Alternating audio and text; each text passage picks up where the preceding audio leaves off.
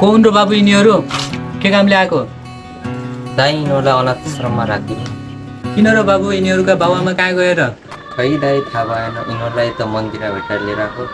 ल हुन्छ बाबु तिमी चाउ त मासाले गरेको भित्र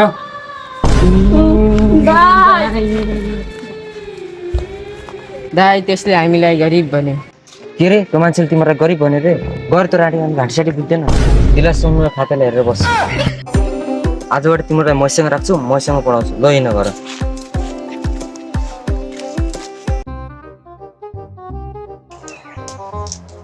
ल भाइ आजदेखि तिमीहरू स्कुल जाने दाइ म त आज स्कुल जान्न दाइ म पनि जान्न आज म त माछा हेर्न जाने हो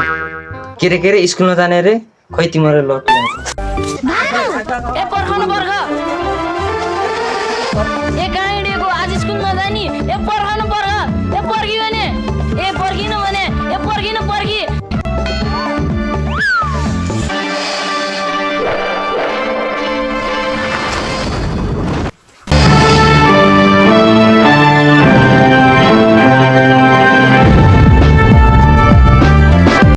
भनेपछि तिमी मास चालेर बिहे नगर्ने दाइ बे हामी गरौँ न स्वागत टिम बनाउला बिहा चाहिँ हुँदैन राम भाग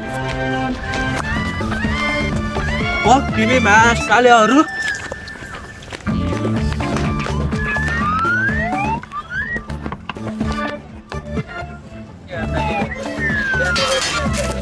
अब त बिहे गराएर भाइहरू तिमीहरूले भन्दा भन्दा मेरो मुख थाकिसक्यो दाइ अब त सानो मान्छे दुईजना झरेको छैन बिहाको कुरा नगर है गाडी बुझ्दिन्छ मादर चुक्दैन कान्छा नगर्छस् त बिहे दाइ आफै त माते तल्ले देला पर बिना सित्ती बिहा गर्न नगर है कर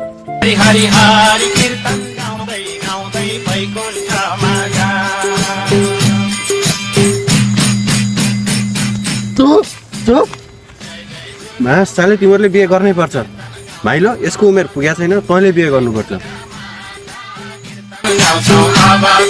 जय जय दुर्गा माता कीर्तन गाउँछौ अब